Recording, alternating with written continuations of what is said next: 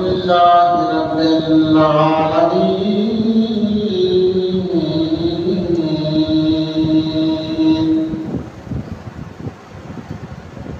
والصلاة والسلام على رسوله الكريم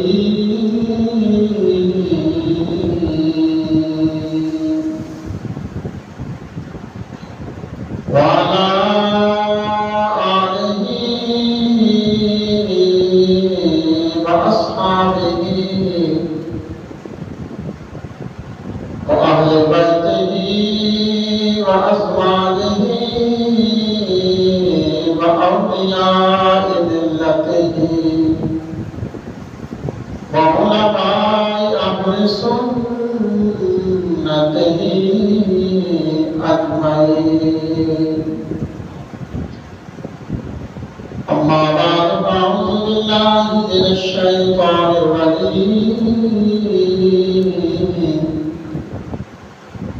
بسم الله الرحمن الرحيم.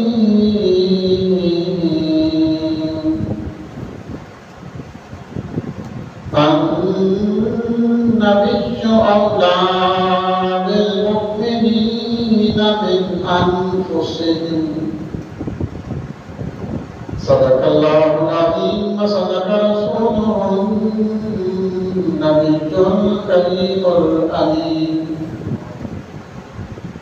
قال الله تبارك وتعالى في شان محبوبه مخبرا وآمرا: إن الله وملائكته يصلون على النبي يا أيها الذين آمنوا صلوا عليه وسلموا تسليما. الصلاة والسلام عليك يا سيدي يا رسول الله وعلى آلك وأصحابك يا سيدي يا حبيب الله. الصلاة والسلام عليك يا سيدي يا رسول الله وعلى آلك وأصحابك يا سيدي يا خاتم النبيين. حمد و ثنا کی بات دعا ہے اللہ تعالیٰ نے کہیں کیا حسن کا مقصد کو اس لیے عمل کی توفیق عطا فرمائے. رب ذوالجلال کا نام اللہ کے سامنے شکر ہے کہ جس نے نماز جمعہ المبارک کی ادائیگی کے لیے اپنی حضور مسجد میں سب سے پہلے آنے کی سعادت نصیب فرمائی ہے. اللہ تعالیٰ اپنی شان کریم شان قدوسیت کا صدقہ جمعہ المبارک کی فیض و برکات نصیب فرمائے اور جمعہ المبارک کی بابرکت قبولیت بھرے لمحات کا صدقہ اللہ تعالیٰ ہمارے زندگی کی تمام خطاؤں کو غلطیوں کو لغزشوں کو گناہوں کو معاف فرمائے. اپنی زندگی اپنی خوف و خشیت میں سرور کونین صلی اللہ تعالیٰ علیہ وسلم کی عشق و محبت اور سیرت طیبہ پر زندگی گزارنا نصیب فرمائے. الحمدللہ ماہ ربیع الاول شریف کا چاند طلوع ہو چکا ہے.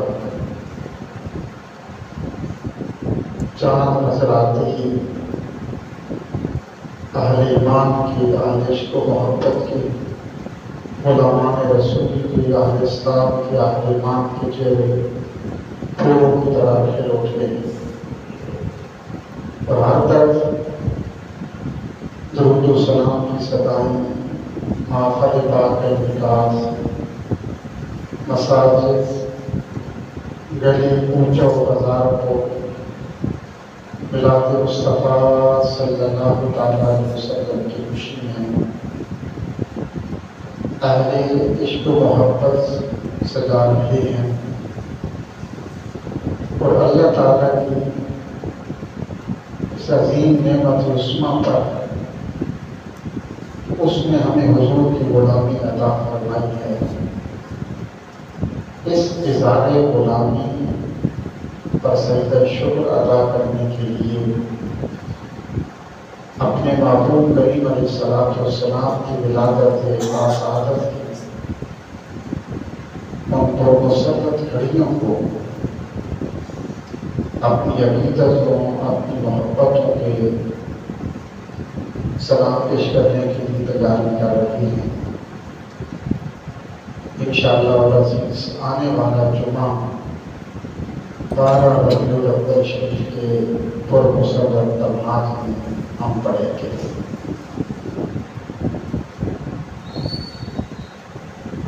جب یہ ماہ مقدس آتا ہے،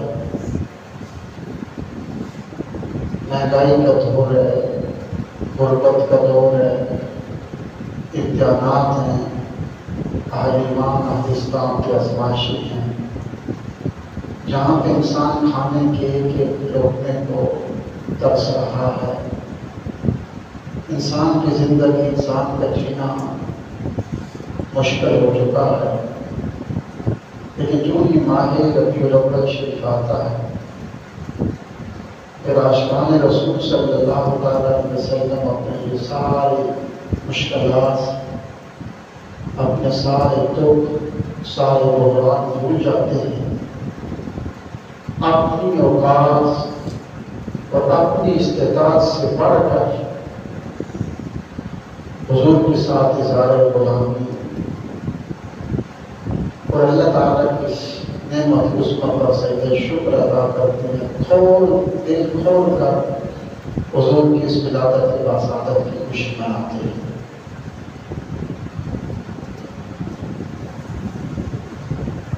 ہم نے جو آج کے اس عظیم الشان جمعۃ المبارک اجتماع میں آئے تھے تجربہ تلاوت کی، اس میں اللہ تعالیٰ فرماتے ہیں کہ النبی اولیٰ بالمؤمنین من انفسہم، کہ نبی پاک صلی اللہ تعالیٰ علیہ وسلم لوگوں کی، اہل ایمان کی جانوں سے بھی زیادہ قریب ہیں۔ اللہ تعالیٰ نے دنیا میں بڑے رشتے بنائے اور پھر ان رشتوں کی نزاکت کو سمجھایا گیا، رشتوں کے تقدس کو، اس کے احترام کو کتاب و سنت میں بیان کیا گیا۔ والدین کا رشتہ ہے، قرآن کریم 15 سپارہ اللہ تعالیٰ نے اس میں فرمایا کہ جس طرح والدین نے بچپن میں جب تم چل نہیں سکتے تھے، پھر نہیں سکتے تھے، کھا نہیں سکتے تھے، اس وقت مشکلات میں جس طرح تمہیں والدین نے تمہاری تربیت کی، پرورش کی، اب جب والدین کے بڑھاپے کا وقت آتا ہے، کمزور ہوتے ہیں، تو پھر تم بھی کیا کرو، ان کی اسی طرح خدمت کرو، ان کے ساتھ حسن سلوک سے پیش آؤ۔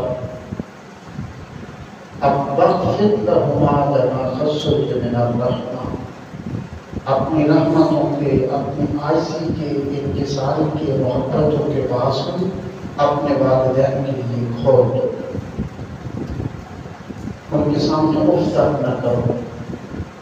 وَقُلْ لَهُمَا قَوْلًا كَرِيمًا، وہ جتنا بھی بڑھاپے کی وجہ سے ان کا لہجہ سخت اور ترش ہو جائے، وَقُلْ لَهُمَا قَوْلًا كَرِيمًا، لیکن تم نے آہستہ، میٹھی انداز میں، محبت بھری زبان کے ساتھ، نرمی کے ساتھ اپنے والدین سے بات کرنی ہے۔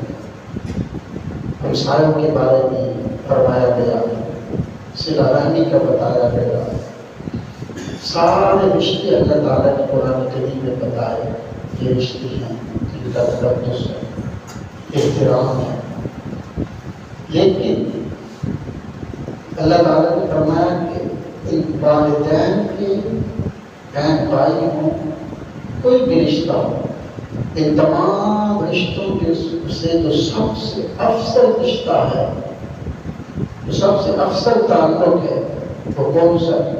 النبی جو اولا بالمؤمنین من انفسہم، وہ نبی پاک صلی اللہ علیہ وسلم کے ساتھ تمہارا تعلق ہے، والدین سے بھی زیادہ، اولاد سے بھی زیادہ۔ اور آپ اس بات کی طرف توجہ فرمائیں، اس آیت عجیب ہوگا، فرمایا کہ النبی جو اولا بالمؤمنین من انفسہم، کہ نبی پاک صلی اللہ علیہ وسلم تمہاری جانوں سے بھی زیادہ قریب ہیں، تمہاری جانوں سے بھی زیادہ قریب ہے۔ اب کوئی بتا سکتا ہے کہ جان انسان کے کتنے قریب ہوتی ہے؟ کوئی بتا سکتا ہے کہ جان انسان کی کتنی قریب ہوتی ہے؟ بھئی جان ہے تو جہان ہے، جان سے قریب تو کوئی چیز، یہ جان ہی ہے۔ جان نکل گئی تو زندگی کا کھیل چوپٹ تماشا ختم ہو گیا۔ جان سے آگے تو کوئی چیز نہیں ہے۔ تو کوئی بتا سکتا ہے کہ جان انسان کے کتنے قریب ہے؟ یہ نہیں بتا سکتا۔ تو پھر نبی پاک صلی اللہ علیہ وسلم نے جانوں سے بھی زیادہ قریب ہے، یہ کون بتا سکتا ہے؟ ان کی شان ہے۔ فرمایا کہ تمہاری جانوں سے بھی زیادہ النبی جو اولا بالمؤمنین من انفسہم، تمہاری جانوں سے بھی زیادہ اللہ کا محبوب تمہارے قریب ہے، جان سے بھی زیادہ۔ جان سے آگے تو کوئی چیز نہیں ہوتی۔ تو تعلق سمجھا دیا، فرمایا کہ جس طرح اپنی جان کو بچانے کے لیے انسان ہر قدم اٹھاتا ہے، ہر گھاٹی عبور کرتا ہے، ہر مشکل سے گزرتا ہے، تو فرمایا تو نبی پاک اور تمہاری جانوں سے بھی قریب ہے۔ نبی پاک اس طرح تم اپنی جان بچانے کے لیے ہر قدم اٹھاتے ہو، ہر مشکل سے گزرتے ہو، اسی طریقے سے وہ تعلق جو اللہ کے محبوب سے ہے، نبی پاک سے ہے، اس تعلق کو بچانے کے لیے بھی تمہاری جان تو بعد میں آتی ہے نا، جان بھی چلی جاتی ہے تو چلی جائے، لیکن تعلق کے اس کا بعد ہمارا کبھی کمزور نہیں ہونا چاہیے۔ لیکن آج کا انسان ہے نا کہ ہر رشتہ ہے، ہر کام ہے، ہر عمل ہے، اس کو دولت کی نگاہ سے دیکھتا ہے۔ ہر انسان اس کو دولت کے ترازو میں رکھتا ہے، اس میں تولتا ہے۔ اب سب سے انسان کا قریبی رشتہ کیا ہے؟ جس کو اللہ تعالیٰ نے فرمایا وَمِنْ آیَاتِهِ أَنْ خَلَقَ لَكُم مِّنْ أَنفُسِكُمْ أَزْوَاجًا، اللہ نے فرمایا کہ میاں بیوی کا رشتہ اللہ تعالیٰ کی نشانیوں میں سے ایک نشانی ہے۔ وَمِنْ آیَاتِهِ، اس کی نشانیوں میں سے ایک نشانی میاں بیوی کا رشتہ ہے۔ یہی وہ رشتہ ہے جس میں ساری زندگی گزرتی ہے۔ اسی رشتے میں ماں بھی بنتی ہے، باپ بھی بنتا ہے، اسی رشتے میں بیٹی بھی ہے، بیٹا بھی ہے، بیوی بھی ہے، شوہر بھی ہے۔ یہی وہ رشتہ ہے جو اولاد کا سبب بنتا ہے۔ لیکن اگر اسی رشتے کو جس میں ساری زندگی گزرنی ہے اور ساری جنت دوزخ، سارے اجر و ثواب، جزا و سزا کا سارا دار و مدار اسی رشتے پہ ہے، تو فرمایا کہ پھر دیکھ لو انسان جب اسی رشتے کو طے کرتا ہے، جب اپنی بیٹی جاننے لگتا ہے، بیٹی کا رشتہ کرتا ہے، تو دیکھتا ہے کہ لڑکا کتنا کماتا ہے، اس کے پاس کتنی دولت ہے، اس کے پاس کتنے پیسے ہیں، لڑکے والے بھی دیکھتے ہیں کہ بیٹی آ رہی ہے تو کتنا جہیز دے کے آ رہی ہے۔ جب اس رشتے کی بنیاد ہی دولت پہ رکھی جائے اور دولت کی نگاہ سے اس کو دیکھا جائے تو پھر سکون کہاں سے آئے گا؟ انسان کے پاس گھر میں سب کچھ ہو، بہت بڑا عالیشان انسان کا مقام ہے، گھر میں ہر سہولت ہے، ہر آرام ہے، ہر آسائش ہے، دنیا کی ہر مشین موجود ہے، ہر چیز ہے، لیکن اگر میاں بیوی کے آپس میں ناراضگی ہے، طلح کلامی ہے، محبت نہیں ہے، تو پھر سب کچھ ہونے کے باوجود شام کو گھر جانے کو جی نہیں کرتا، دل نہیں کرتا۔ تو آج انسان ہر رشتے کو، ہر چیز کو دولت کی نگاہ سے دیکھتا ہے اور دولت کے ترازو میں رکھ کر اس کو دیکھتا ہے، ہر چیز کو۔ دل میں ایک شور ہے، انسان کی ایک طوفان اٹھتا ہے، ایک ہلچل ہے، وہ کیا ہے؟ دولت سے۔ بس کسی طریقے سے دولت کرو، ایک دولت ہے، ایک شہرت ہے۔ حضور نے فرمایا صلی اللہ تعالیٰ علیہ وسلم، حضور کی حدیث پاک ہے، حضور نے فرمایا انسان جو بوڑھا ہوتا ہے، بڑھاپے کی طرف جاتا ہے، اس میں دو چیزیں ایسی جوان ہوتی چلی جاتی ہیں۔ انسان جو بڑھاپے کی طرف جائے گا اس میں دو چیزیں جوان ہوتی چلی جائے گی۔ پوچھا حضور ہو گیا؟ تو حضور نے فرمایا ایک شہرت، ایک دولت کی محبت۔ یہ دونوں چیزیں انسان بوڑھا ہوتا چلا جاتا ہے اور دولت اور شہرت کی محبت انسان کی پیار کو کیا ہے؟ بڑھتی چلی جاتی ہے، جوان ہوتی چلی جاتی ہے۔ اور حضور نے فرمایا، وہ حدیث پاک کے ساتھ سن لیں، حضور نے فرمایا کہ بھوکھا بھیڑیا اگر اس کو ریوڑ میں چھوڑ دیا جائے تو بکریوں کا اتنا نقصان نہیں کرتا۔ بھیڑیا ہو اور وہ بھوکھا بھی ہو اور بکریوں کی ریوڑ میں چھوڑ دیا جائے تو وہ کوئی بکری چھوڑے گا؟ تو حضور نے فرمایا وہ بھوکھا بھیڑیا بکریوں کو اتنا نقصان نہیں کرتا جتنا انسان کے باطن میں دولت اور شہرت کی محبت انسان کے باطن کو تباہ کر دیتی ہے۔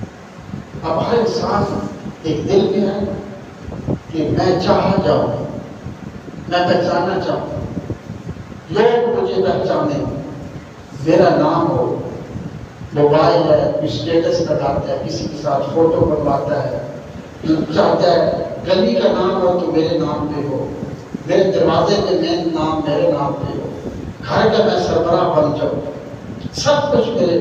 انسان کے اندر ایک شہرت ہے، میں چاہا جاؤں، میں پہچانا چاہوں۔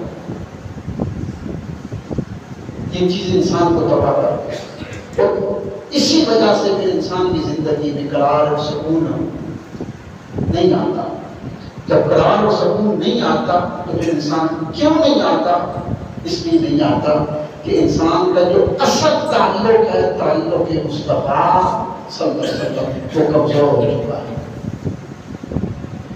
وہ تعلق کی جو نزاکت تھی، ہم اس نزاکت کو نہ سمجھ سکتے۔ جو تعلق تھا رسول پاک سے، ہم اس تعلق کی گہرائی کو نہ سکتے۔ بس یہی بے قراری پھر انسان کے اندر جنم لیتی ہے۔ پھر انسان جب جو تعلق مصطفیٰ کمزور ہوتا جائے گا، حضور سے تعلق کمزور ہوتا چلا جائے گا، انسان بے قرار ہوتا چلا جائے گا، بے قرار ہوتا چلا جائے گا، بے سکون ہوتا چلا جائے گا۔ پھر اس قرار کو، اس سکون کو تلاش کرنے کے لیے انسان کبھی بھی اچھی مووی دیکھ لیتا ہے، انسان پھر کو دوستوں کے ساتھ گپ شپ کرتا ہے، وہ قرار نصیب ہو جائے، دل کو سکون نصیب ہو جائے، کبھی کسی اچھے ہوٹل میں کھانا کھانا چلا جائے، کبھی کسی سے کوئی لطیفہ سن لے، اور کبھی انسان کیا کرے گا، کہیں سیر و سیاحت میں چلا جائے گا کہ کہیں سے مجھے وہ قرار اور سکون نصیب ہو جائے۔ لیکن فرمایا نہیں، اس قرار اور سکون کے لیے جو اصل تعلق تھا، تعلق مصطفیٰ صلی اللہ علیہ وسلم، وہ کمزور ہو گیا۔ صحابہ کرام کی زندگی کو دیکھیں، صحابہ کرام فرماتے ہیں کہ ہماری ساری بہار، ساری رونق، زندگی کا سارا سکون، آپ فرماتے ہیں صحابہ کرام کہتے تھے کہ دیدار رخ مصطفیٰ سے. صحابہ کرام کی زندگی کو دیکھیں، ان کے پاس کچھ نہیں تھا، پتھروں کی زندگی تھی، دل کو اونٹ چلانے، کام کرنا، جنگلوں میں، دیہاتوں میں ان کی زندگی گزرتی تھی. کھجور ہوئی تو کھا لی، نہ ہوئی تو نہیں. اتنی مشکل زندگی تھی. لیکن کہتے ہیں جتنی بھی مشکلات آتی تھی، جتنی بھی مشکلیں آتی، ہم چہرہ مصطفیٰ کا دیدار کرتے، ہماری ساری مشکلیں ختم ہو جاتی، ہمیں سکون نصیب ہو جاتا.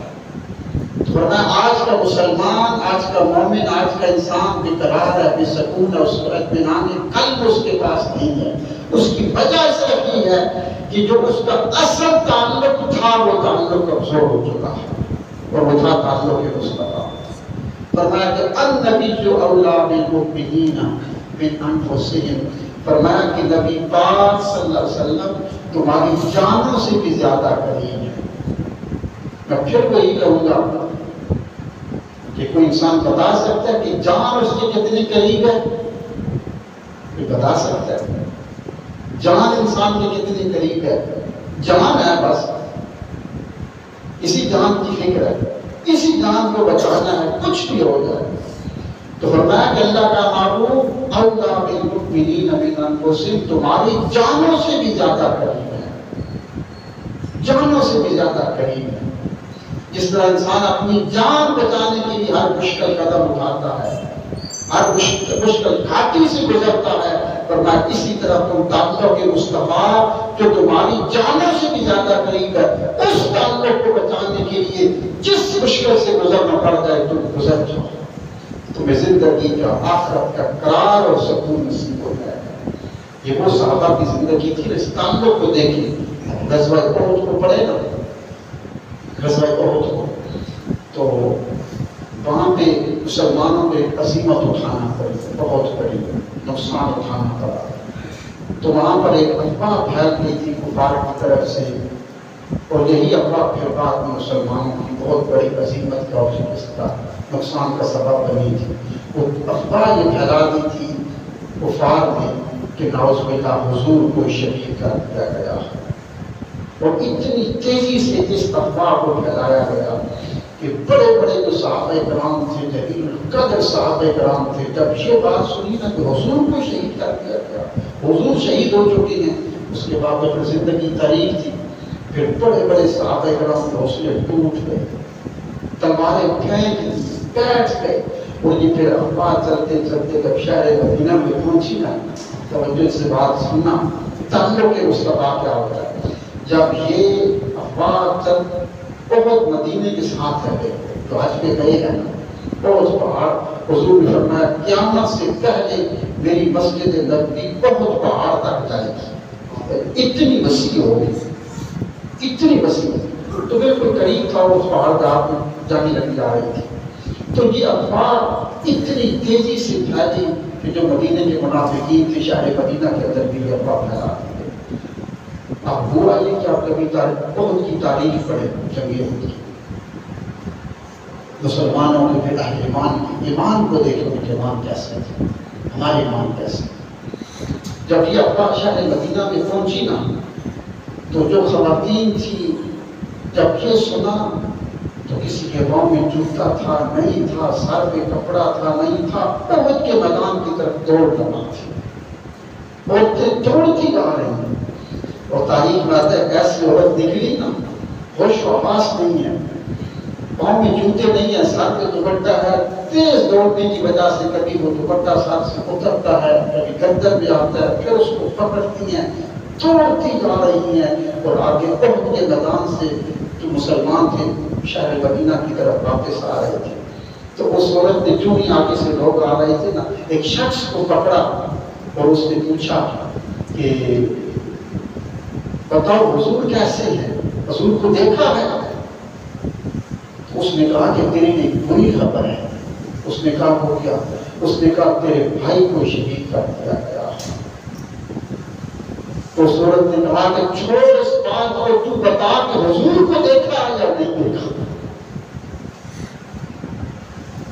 حضور کو دیکھا ہے؟ تو اس نے کہا حضور کو تو نہیں دیکھا، حضور کو نہیں دیکھا۔ اس عورت نے پھر دوڑ لگا، بہن بھائی کا رشتہ نازک رشتہ ہو، اگر بھائی کے سر کو درد ہو جائے نا رات، تو بہنیں جتنے بھی دور ہو پھر بڑا کشت ہو، پھر اڑ کے آتی ہیں، پھر دوڑ کے آتی ہیں۔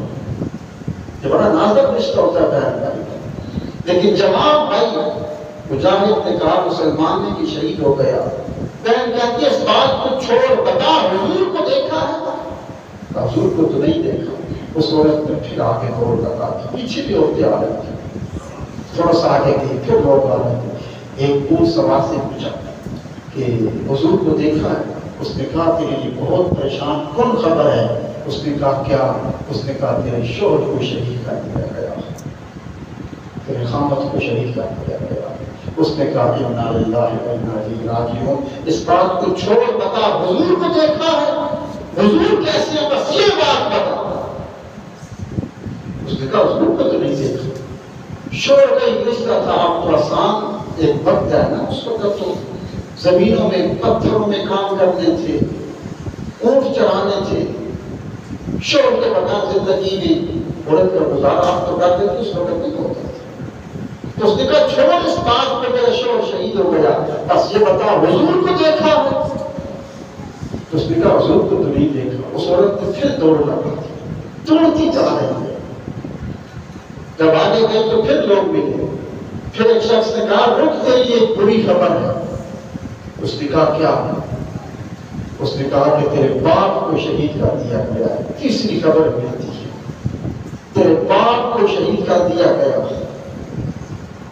باپ کا یا ماں کا سنے تو پھر بڑے بڑوں کی خبر ٹوٹ جاتی ہے، حوصلے پھر ٹوٹ جاتے ہیں، ساتھ چھوڑ جاتے ہیں۔ اس عورت نے کہا انا للہ و انا الیہ راجعون، تو بس اس کو چھوڑ دو، تو بتا حضور کو دیکھا ہے؟ اس نے کہا میں ابھی ابھی حضور کو دیکھ کے آ گیا، میں نے چہرہ مصطفیٰ کا ابھی دیدار کیا، حضور محفوظ ہے، صحیح سلامت ہے۔ صحابہ کرام کے احسار میں تھے، حضور ٹھیک ہے۔